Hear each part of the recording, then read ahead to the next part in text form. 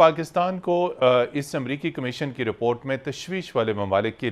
فہرست میں ڈالا گیا۔ پاکستان کو خاص طور پر کیوں ٹارگٹ کیا جاتا؟ امریکی کمیشن برائے بین الاقوامی مذہبی آزادی 2021 یعنی 2021 کی رپورٹ جاری کر دی گئی ہے۔ یہ کمیشن کیا ہے؟ یہ کمیشن امریکی حکومت کا حصہ ہے اور یہ ہر سال پوری دنیا میں جتنی بھی مذہبی آزادیاں ہیں، جہاں جس ملک میں مذہبی آزادیاں ان کے اوپر ایک واچ ڈاگ کا فریضہ سر انجام دیتا ہے، یعنی اس کے اوپر نظر رکھتا ہے، اور اگر کسی قسم کی وائلیشنز ہوں تو ان کو سالانہ رپورٹ میں مرتب کیا جاتا ہے۔ پاکستان کو اس امریکی کمیشن کی رپورٹ میں تشویش والے ممالک کی فہرست میں ڈالا گیا، اور اس کے ساتھ ساتھ ایک انتہائی لسٹ بھی شامل کی گئی ہے جس میں بعض دیگر ممالک کو بھی شامل کیا گیا۔ لیکن پاکستان کو خاص طور پر کیوں ٹارگٹ کیا جاتا ہے؟ حالانکہ پاکستان میں مذہبی آزادیوں کی خلاف ورزیوں کا اگر ہم ٹریک ریکارڈ دیکھیں تو وہ اتنا زیادہ نہیں ہے جو بھارت کے اندر ہم دیکھتے ہیں، جو دیگر ممالک کے اندر ہم دیکھتے ہیں۔ تو نوید عامر جیوا صاحب، امریکی کمیشن برائے بین الاقوامی مذہبی آزادی کی رپورٹ جاری کر دی گئی ہے۔ ہر سال پاکستان کے بارے میں تشویش کا اظہار کیا جاتا ہے۔ پاکستانی وزارت خارجہ نے اس رپورٹ کو یکسر مسترد کیا اور کہا ہے کہ پاکستان کو خاص طور پر نشانہ بنایا جا رہا ہے۔ مذہبی آزادیوں کے حوالے سے دفتر خارجہ کا یہ کہنا تھا کہ پاکستان نے متعدد اقدامات کیے ہیں اقلیتوں کے حقوق کے تحفظ کے لیے اور ان کی مذہبی آزادیوں کے تحفظ کے لیے، لیکن امریکہ کی رپورٹ پاکستان نے ایک تو اسے مسترد کیا، دوسرا اسے مبالغہ آرائی پر قرار دیا۔ اب پاکستان میں حقیقی طور پہ مذہبی آزادیاں کس نقطہ نظر سے دیکھتے ہیں کہ پاکستان میں کوئی واقعی بہت تشویش والی بات ہے جیسے امریکی کمیشن کی رپورٹ کہہ رہی ہے؟ کہ سب سے پہلے تو میں یہ سمجھتا ہوں کہ امریکن رپورٹ ہو یا یورپی یونین میں وہ جو ایک ریزولوشن مائنورٹیز کی سچویشن کے حوالے سے ہوئی ہے، ہم کسی بھی رپورٹ کو مد نظر رکھے بغیر میں یہ سمجھتا ہوں کہ پاکستان کے خلاف یقیناً ایک سازش ہے، بین الاقوامی سازش ہے۔ انڈین لابی بھی بڑی متحرک رہی ہے، جو سائبر جن این جی اوز کی وہ فنڈنگ کے حوالے سے آج سے چند ماہ پہلے رپورٹ آئی، وہ بھی سب کے سامنے ہیں۔ تو ہمیں اس طرح کی جو سازشیں ہیں پوری قوم بن کر ان کا مقابلہ کرنا ہے، لیکن ہمیں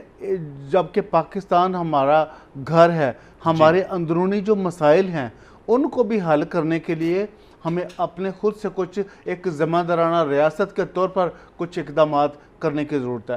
ہمارا نہ امریکہ سے کوئی تعلق ہے، نہ ان کی پالیسی سے کوئی تعلق، پالیسی سے تعلق ہے، نہ یورپ سے تعلق ہے۔ ہمارا دیکھیں، آپ تھوڑا سا جو وہ ریفریش کریں تحریک پاکستان، قائد اعظم کے ساتھ مل کر جو ہے تمام مائنورٹیز نے کتنا کنٹریبیوٹ کیا، ایک پرچم تلے سب تلے اکٹھے تھے۔ بلکہ میں آپ کو ایک ریفرنس دینے ہوں کہ جب تقسیم پنجاب تھی تو ریزولوشن اسمبلی میں یہ پیش ہوئی کہ جناب پنجاب کو اس کا حصہ ہونا چاہیے پاکستان کا یا نہیں ہونا چاہیے۔ مسلم لیگ اور کانگریس کی جو ووٹوں کی تعداد تھی وہ 88 اور 88 ہو گئی۔ تو اس وقت جو 4 جو ممبر تھے، اس میں جوگندر ناتھ منڈل تھے، وہ اچھوت رکن تھے، اور ایس پی سنگھا اس وقت کے اسپیکر اسمبلی تھے، اور فضل اللہ، یہ کچھ 4 ووٹ تھے۔ اسپیکر اسمبلی کا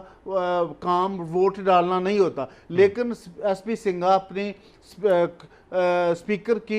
اسپیکر پنجاب اسمبلی کی کرسی سے اٹھتے ہیں اور جا کے قائد اعظم اور مسلم لیگ کے حق میں ووٹ دیتے ہیں، اور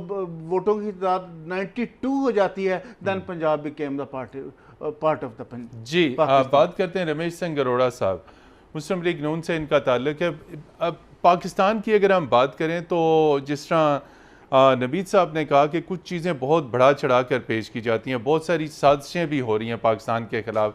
تاکہ پاکستان کو بین الاقوامی سطح پر معاشی نقصان پہنچایا جائے،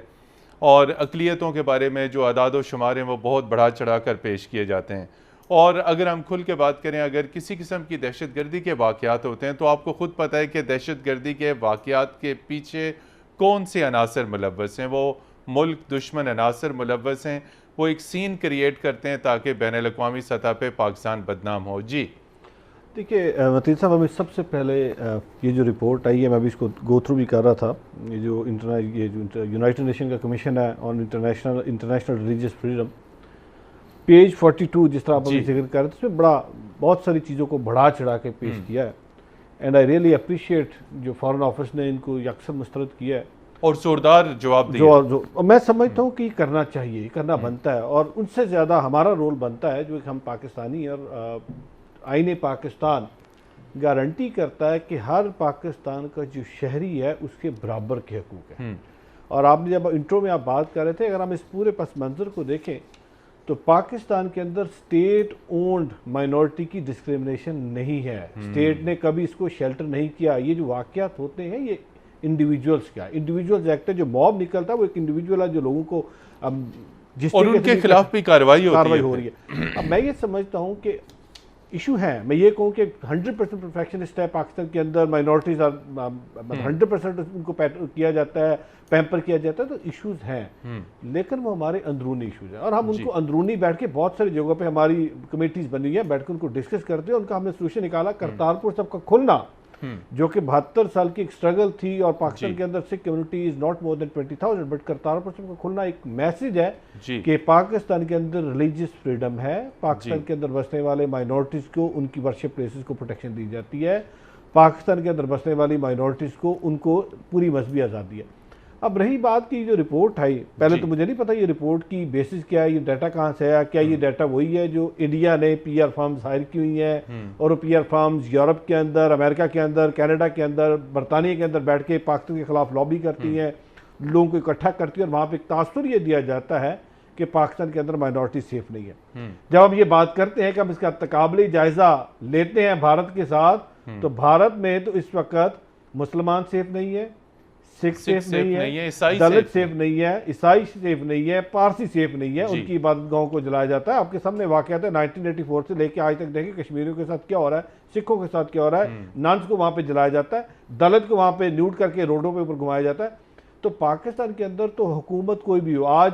پی ٹی آئی کی حکومت ہے، اس سے پہلے ہماری حکومت تھی، اس سے پہلے جیوا صاحب کی حکومت تھی. حکومت کی یہ ذمہ داری ہے کہ پاکستان کے اندر بسنے والی تمام شہریوں کو تحفظ فراہم کرے. تو میں یہ جو رپورٹ ہے، اس رپورٹ کو تو ہم نے جس طرح پہلے کہا ہم یکسر مسترد کرتے ہیں، واقعات ہیں جو ہوتے ہیں، لیکن میں یہ کہوں کہ مطلب نہیں ہوتے، واقعات ہیں. حکومت وقت کی یہ ذمہ داری ہے کہ اگر کہیں پہ کسی کو زبردستی، دیکھیں اگر لڑکی یا لڑکا اپنی مرضی سے جاتا اور کسی کے ساتھ شادی کرتا تو اس کو تو لا بھی اجازت کورٹ میرج کر لیتے ہیں. لیکن یہاں پہ زیادہ جو تحفظ ہے، اگر یہ تحفظ ہے والدین کی طرف سے، لڑکی کے والدین کی طرف سے آتا ہے کہ ان کے اوپر پریشر ڈالا جاتا ہے، دباؤ ڈالا جاتا ہے، تو حکومت وقت کی یہ ذمہ داری ہے کہ اگر والدین کی طرف سے ایسی بات کی جاتی ہے تو ان کو ایشورنس دلائیں کہ آپ کو تحفظ فراہم کیا جائے گا، اور انصاف ملے گا. اور میں آپ کو ایک بات بتاؤں، بہت سارے ایسے کیسز ہم ہائی لائٹ کرتے ہیں جہاں پہ کہا جاتا ہے کہ زبردستی مسلمان کیا گیا یا زبردستی شادی کی. حسن عبدال کے اندر میری آنکھوں دیکھا واقعہ 4-5 مہینے پہلے واقعہ ہے کہ بچی گھر سے جاتی ہے، اپنی رضامندی سے، اپنی مرضی سے جاتی ہے. جب بچی کو 5 دن بعد دوبارہ بلا کے پوچھا جاتا ہے کہ بیٹا آپ جانا چاہتی ہو، تو بچی کورٹ کے اندر کہتی ہے نہیں میں نہیں جانا چاہتی، and now she is back. She is back. تو اگر کوئی یہ کہے کہ نہیں پاکستان کے اندر، اور اس کو جب یہ ہوا واقعہ تو وہ جو سلیپر سیل موجود ہیں with in the country, out side the country, جو پاکستان کے امیج ڈسٹروائے کرتے ہیں، جو پاکستان کا ٹرو امیج ہے اس کو ڈسٹروائے کرنے کی کوشش کرتے ہیں، انہوں نے اپنا رول پلے کرنے کی کوشش کی کہ کسی طریقے سے بچی کے والدین روڈز پہ آئیں، نکلیں، پروٹیسٹ کریں. تو جب بچی کے والدین کو یہ ایشورنس ملی کہ اگر بچی نے یہ کہا کہ میں واپس آنا چاہتی ہوں تو بچی آپ کو ملے گی، اور آج وہ بچی اپنے ماں باپ کے ساتھ ہے. تو یہ ایسی چیزیں ہیں پاکستان کے اندر. اور سب سے بڑی بات اسٹیٹ ہے، گورنمنٹ ہے، وہ پروٹیکشن دیتی ہے. میں سلوٹ کرتا ہوں عوام کا، جو پاکستان کی عوام ہے. اگر پاکستان کی عوام ہمارے ساتھ کھڑی نہ ہو، اگر وہ ہمیں تحفظ نہ دے تو شاید اسٹیٹ بھی بے بس ہو جائے، حکومت بھی بے بس ہو جائے. نیشن سپورٹ ہے، پوری قوم کی سپورٹ ہے.